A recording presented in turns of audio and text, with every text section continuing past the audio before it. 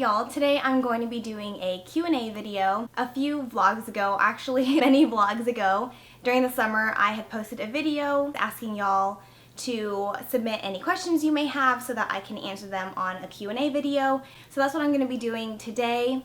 If I still have time, I will probably answer some social media questions as well. Kind of switch things up with my videos, not just doing vlogs. So tell me if y'all like this and if y'all want me to do more Q&A or other types of videos in the future. One of the first questions on that video was from Michelle T, basically telling me about her audit internship experience, maybe not feeling like it might be a good fit for her because too much of a constantly changing environment.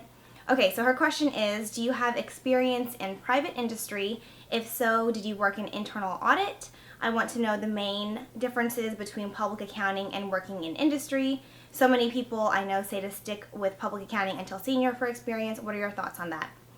Sorry if that was super long. Girl, no problem. I have very long questions myself and my answers are really long. Yes, I do have experience in private industry. Basically that means that I worked at a particular company in their accounting department or their internal audit. While I was in college, I was working in the accounting department of a golf course. I was the beverage cart girl for a little bit, and then I did their accounting afterwards as well. Most of my industry experience was in between my Big Four firm and the mid-tier firm that I'm at.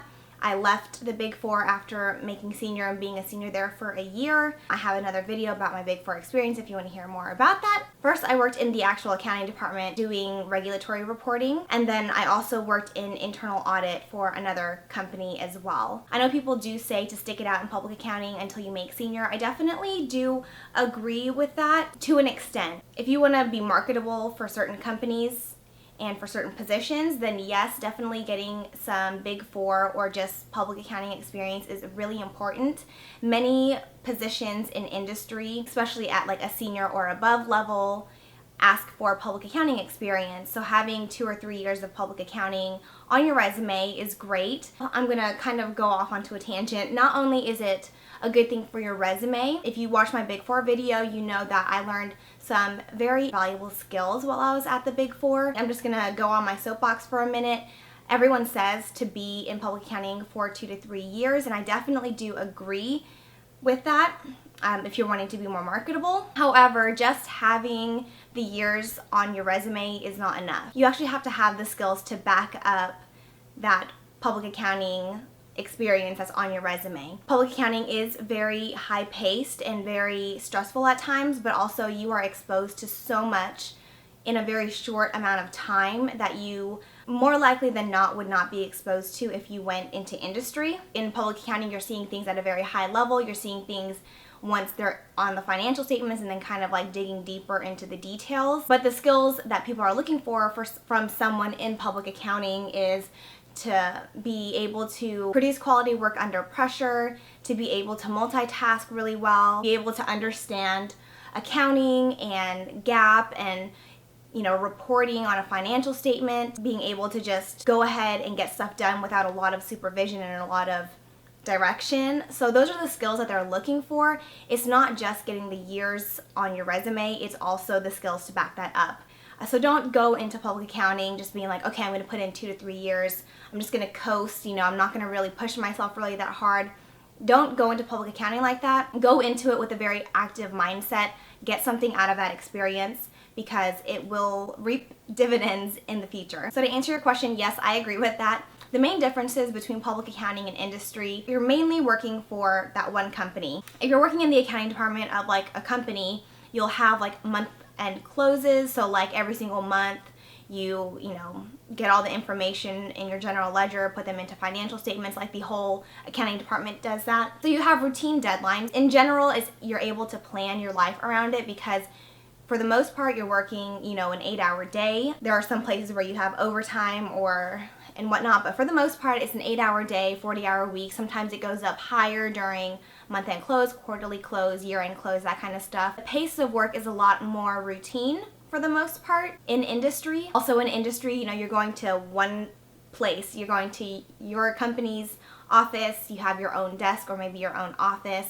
instead of going to, multiple client sites in that year. Starting in industry, moving up in the company, it's not as delineated as it is in public accounting. Like in public accounting, you're a staff for 2 years, you're a senior for 3 years, as long as you have your CPA exam and you're obviously meeting expectations work quality wise. Then after 3 years, you make manager and so forth and so on. In industry, it's not as laid out of a promotion track. Usually it's based on merit and also based on business need. If they don't need another controller, you're not going to get a controller position unless that position is vacated, that person gets promoted, or that person leaves. So growth opportunities, it's really dependent on the company and where they're at business-wise. There's a lot more, and I feel like I'm already taking up a lot of time on this one question. I can always do more of a comprehensive video about that, but that's the main differences. Okay, thanks for the questions, Michelle. They're good questions. One of y'all asked, what did you check the bed for? So in my vlog, it was when I was traveling. Whenever I'm traveling, I always check beds. You'll see me pulling up the bed sheets and looking at the pillows. And what I'm looking for are bed bugs. My husband deals with those kinds of things a lot. I'm a lot more paranoid about bed bugs now, and so wherever I go, I always check. I have yet to find a bed bug so far, so knock on wood. Oh, there's no wood. Knock on wood, that continues to happen. What kind of car do I have? I do a lot of vlogs in my cars. I have a 2016 Hyundai Santa Fe Sport. I call her Faye. I got the ultimate package. Basically, I just got everything with it. So she has like heated and cooling seats. She has a really big moonroof. It does open up halfway. She just has a lot of cool features. I really love her. The one thing that I kind of have a gripe about with Hyundai though is it does come with remote start, but you have to use the Blue Link app, and it's only free for a certain amount of time, and then every single year you have to pay to have that feature turned on. And like other cars like Rammy, it's on the key and I can just, you know, remote start Rammy. But anyways, whatever, that's my only complaint, but I love her otherwise. Sandy had some questions. She said, would you ever leave your job for your blog and YouTube channel? Because she has other ones. I'll just answer them one at a time. If I ever got the opportunity to devote more of my time to my blog and my YouTube, I definitely would jump at that opportunity, but I also wouldn't completely leave my job. I would still like to be at least part-time in the accounting industry, and I would also keep my CPA license current as well, so I'd still want to be practicing accounting. Otherwise, you know, like the 5 years that I spent in college and then me busting my ass to get my CPA license, me to just like throw that away would be really silly. I would definitely love the opportunity to do more of it, maybe do half and half if that ever presented itself, but I would never completely leave my job. Also because I feel like the content that I'm providing is from a more realistic and relatable place, because I too have a full-time job outside of my social media stuff, and so I feel like that's more relatable. So if I were to ever just stop working outside of my YouTube and my blog, you know, that would take away a really genuine piece of my channel. I would love a situation where I was able to vlog at work. You know, obviously not talk about the specific information or showing specific like company confidential stuff, but like being able to vlog more at work, that would be kind of cool. Like, I don't know, if there was ever a company or a situation where I was able to do that while doing accounting, I don't know, that would be really cool. I would really love that. That's definitely like my dream job. What do you like the most about your current position? As a manager, I really like that I have more control over my schedule and where I'm supposed to be on a day-to-day basis. So when I was like a staff and a senior, you know, you were scheduled on certain clients, so you would be on that client for however long it was on your schedule, for like a couple weeks or months or what have you. For the most part, you'd be in one place. I'm managing multiple clients at a time. You know, one day I may be in the office, one day I might be at client A, another day I might be at client B. It's very fluid. I mean, I don't work from home a whole lot.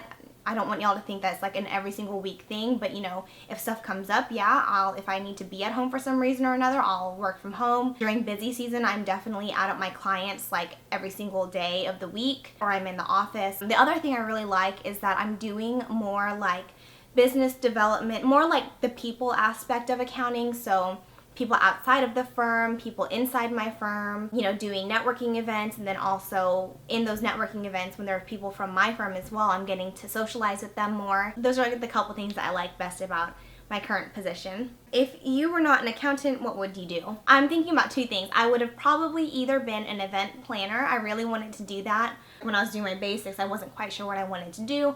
I wanted to be an event planner, but I just wasn't 100% sure about it. Or I would have been like a makeup artist. Trying to get through a few more. I'm sorry. I'm like so long and rambly. I just graduated and will be getting life in public accounting this fall. Any advice? Also, I keep getting mixed opinions. How do you feel about dark nail polish at work? I think dark nail polish at work is perfectly acceptable. Honestly, I work with people who wear dark nail polish. I even work with people who wear like blue nail polish. Some people at the client will have, you know, cool looking nails, and it's a nice conversation piece. Like, that's something that I want people to do more, like, as long as it's within your company's dress code, definitely go for it. So like for me, I recently have started doing, like, I've been doing the dip nails, so my nails have grown out. So I've been doing the coffin shape. Me personally, I like neutral colors, but it's totally acceptable, and I've worn dark nail polishes before, and like I said, my coworkers wear it as well. So I think it's perfectly fine. You know, it adds some individuality, and you're allowed to express your own individuality and style at work. If it's through your nail polish, then it's your nail polish. If it's because you wear makeup and eyeshadows and stuff, then girl, do you. You're beginning life in public accounting this fall. Any advice? Just have it as your mindset to take anything that comes along as a way for you to learn a lesson. Be very open to constructive criticism. Look for ways to constantly improve yourself as a professional. I guess more practical things. So ask a lot of questions, number one. And number two, be sure to write down the answers. Be an over note taker. When I was at the Big Four, that was like something they just like drilled into my head, was take notes, take notes, take notes. So that's what I did. Then I came to my mid-tier firm. That wasn't really something that they really pushed hard on. So, you know, at my mid-tier firm, I may look like I'm like, God, that girl's taking some more notes. But you know what? Later on, when I'm like, hey, well, what did we talk about before? I can look back at my notes and I remember. Be a note taker, because it will definitely help out in the long run. And so that way you don't have to ask the same question more than once. Otherwise, people start getting irritated, not because they don't want to help you, but it's like, you know, you need to start retaining that information. Just have a really good attitude about whatever tasks are given to you, whether it's something, you know, administrative like scanning or copying or printing something, or if it's like going and getting lunches or coffees or whatever. Just have a really good attitude about it, and, you know, be sure to volunteer for things, whether it's something like that, or if someone's like, hey, I need help with this stuff, whatever the stuff is, be the one to volunteer. It definitely sets you apart and shows that you're a team player. I have another video which I'm going to link up there, and it's how to get an internship with the Big Four, but I also talk about tips for if you're starting as an intern or as a new hire. So I think maybe that video will give you a little bit more clarity on your question. CC asked, why did you choose to pursue audit over tax? It's the stereotype where they're like, oh, if you like working in teams and if you're an outgoing person, audit's good for you, and tax is for more for introverted people. And I'm going to just say that's not true. I mean, there are people in tax who are introverts, who are just more shy and more nervous with interactions with people, but that doesn't mean that they're not able to interact with people either.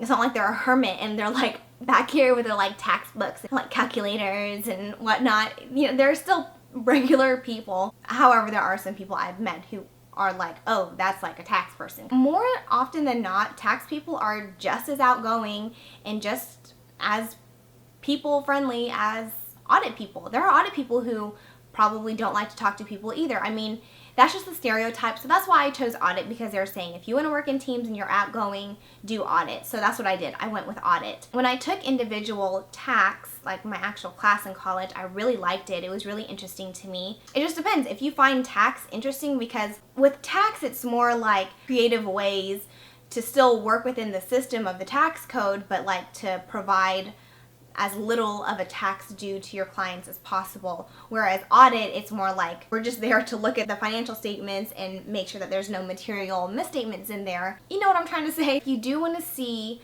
a tax person who, to me, is more representative of tax people than the regular stereotype, I will leave her information down below. Her social media is Drunk on Shoes. She works in tax, but she's also a blogger, and she has fantastic style, and she's so funny. Like, I follow her on Snapchat, and she's just so personable. She doesn't really talk about tax all that much, but she will every now and then, more like, oh look, I'm at a tax conference. But anyways, if you want to be inspired by someone in the tax profession, I will leave her info down below. So I'm caught in a hard place. I didn't get my undergrad in accounting, but I went back to school and got my MBA with a concentration in accounting and went on to fulfill all the requirements to sit by the state board.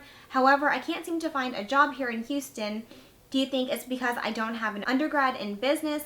And do you have any advice on getting into auditing for someone in this position? I don't necessarily think it's because your undergrad's not in business. I'm not sure if Houston's job market is very hot right now. I'm not quite sure. I know in the DFW area, our job market is like constantly like booming, and because there's, you know, companies coming in and wanting some nice tax incentives from us Texans. So there's a lot of companies coming up here. So I definitely don't think it's because of your business degree rather than an accounting undergrad degree, because you do have your MBA, and if you are CPA exam eligible, that's all public accounting firms really care about. It may just be that there's a lot of competition in the job market down there in Houston. So my best advice for someone trying to get into auditing is just to literally apply to every single accounting firm that you possibly can. When I was in college, I interviewed with 8 different accounting firms.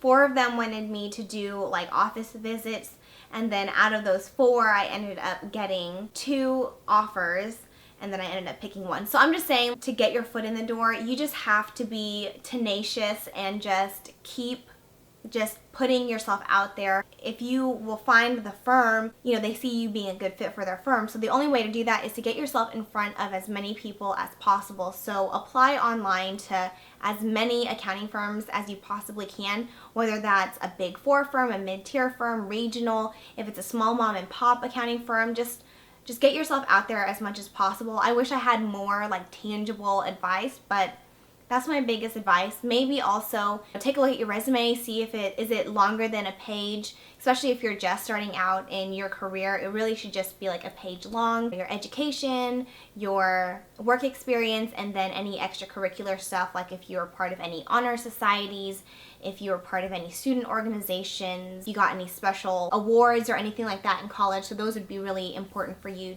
to list as well. That's all the questions from the vlog. So I'm just gonna go to my social media really fast, see if there's any questions. If you do have a question, and because I don't know when I'm gonna do Q&A videos, I kind of just feel like doing them sometimes. If you follow me on Snapchat, Instagram, and Twitter, you will find out. All of those, I usually try to announce that I'm gonna do a Q&A so that I can get some questions. So I have some on my Instagram. Do you rather do a vacation on an island hiking and doing nature stuff, or Disney World? I don't know, both sound fun. Disney World kind of sounds like it would be kind of irritating because lines and stuff like that. It's more chaotic, although the food would probably be good. I'm gonna change my mind. I would do the island hike and do nature stuff. As long as I was staying at like a nice hotel and I could just go out and do the nature stuff, I would like that. But not like camping in the island. It would have to be like, I'm over here in Hawaii, you know, in my nice hotel, eating yummy food, but I'm gonna go over here and zip line, or I'm gonna go over here and do a little hike through the jungle to go to a waterfall. You know, I'd probably take that one. Susa Logan Nathan asked how to study for those pesky finals. Watching you motivates me, but I still feel like I fall off track and then lose track of time. So what I mean to ask is, how do you study smart when you were in school?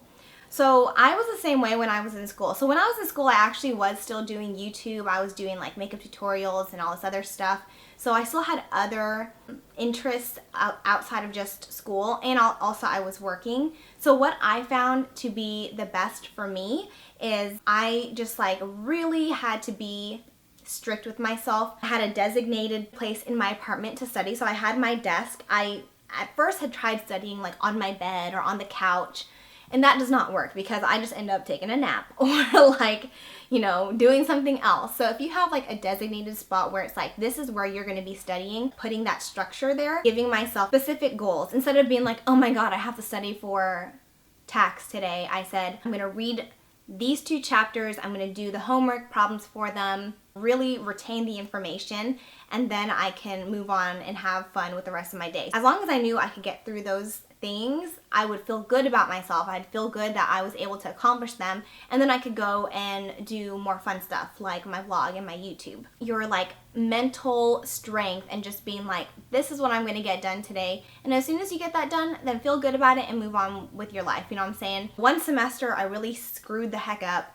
I partied too much, didn't really pay attention to my classes and whatnot, and I basically failed all my classes in one semester. It was just not a good semester for me. The next semester I was like, listen, if I don't get my shit together, I'm not gonna graduate, and then that's gonna screw everything up. I'm not gonna be able to start my full-time position with my Big 4 firm. I need to get my shit together. I would try my best to be prepared for that particular class. They give you the syllabus and they tell you what you're going to be going over that particular class period. You know, read up beforehand so that you're not just like learning the new information while you're in class. That way you have some idea of what's going on, and so you can actually ask questions of the professor. You know, you're paying a lot of money for your education. Take it seriously. I'm sure y'all do. Take advantage of the resources that you have. So when you're in class, if you have questions, ask your questions.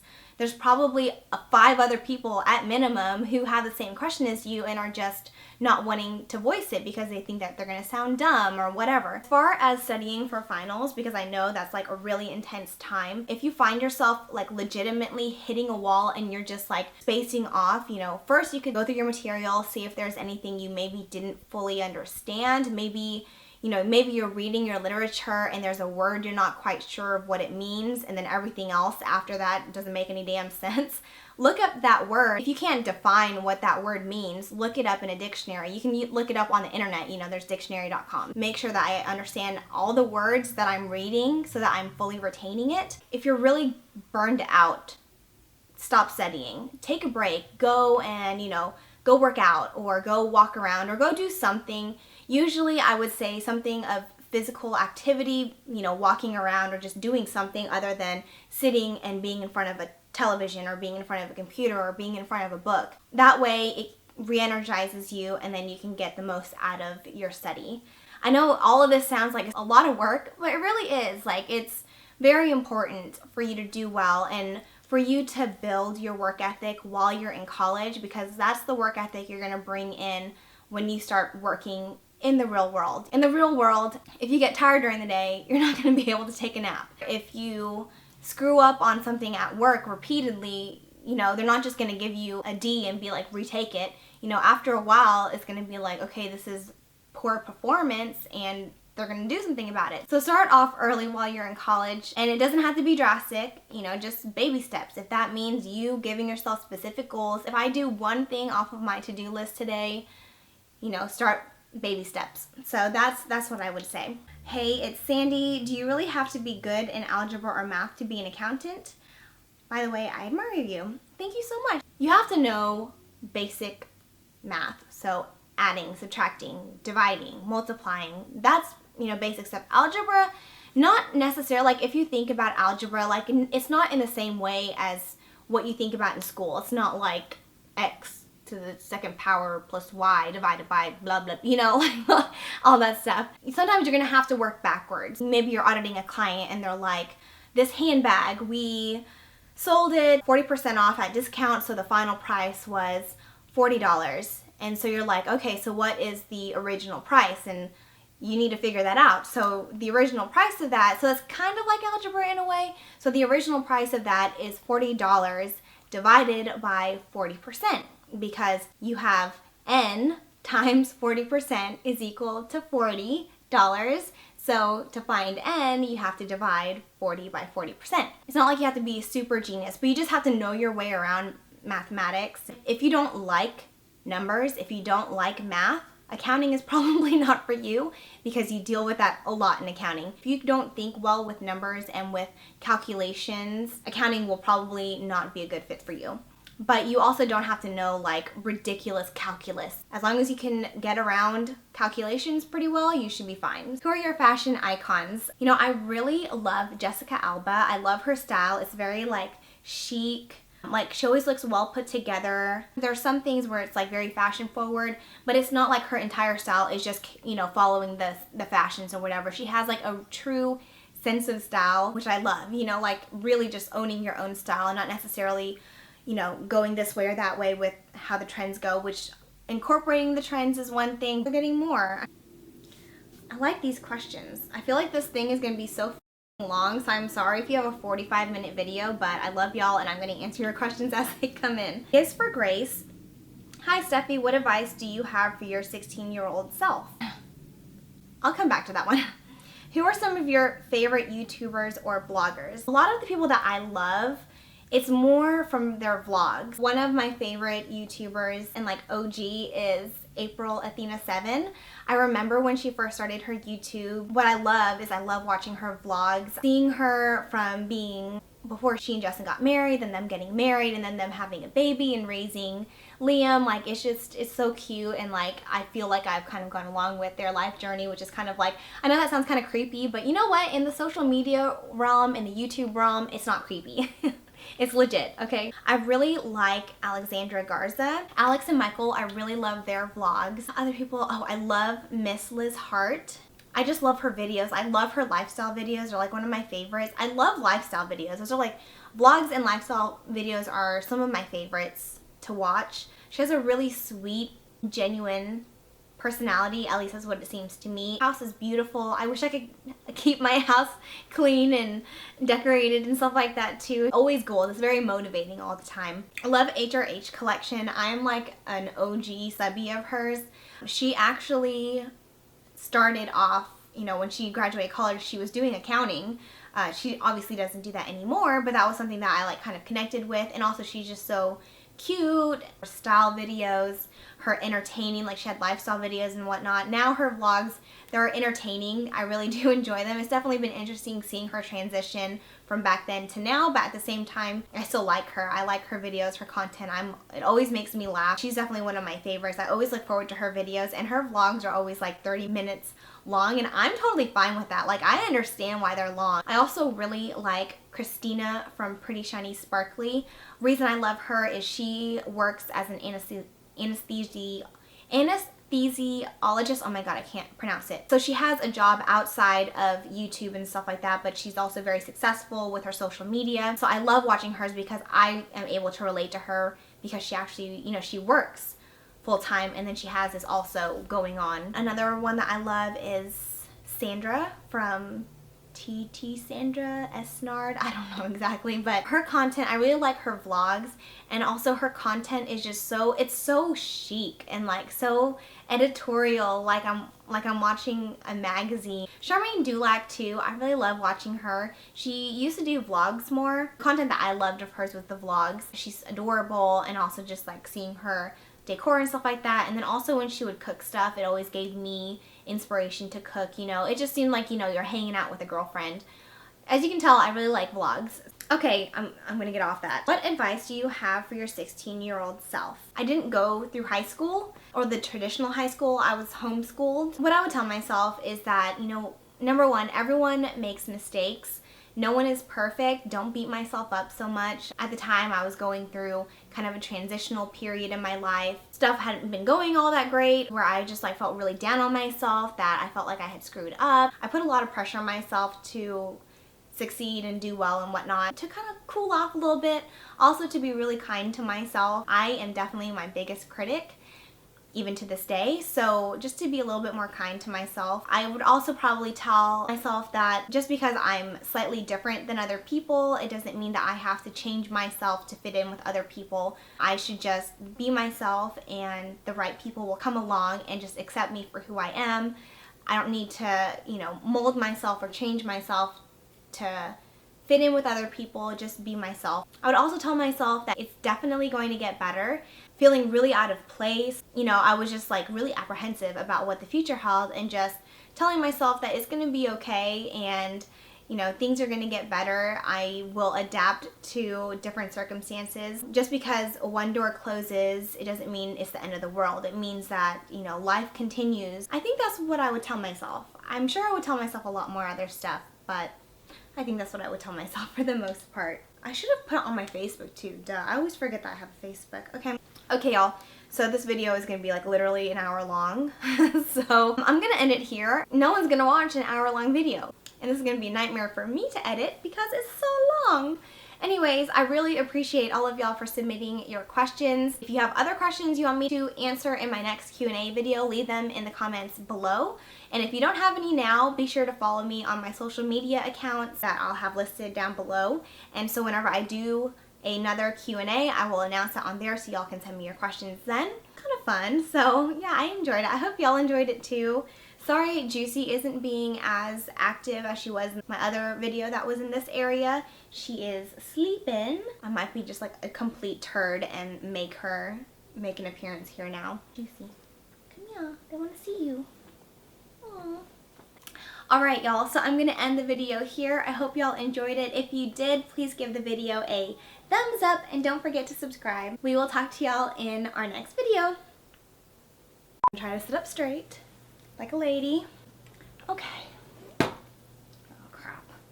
Where are you? Okay, this video is getting so freaking long. You are so sweet.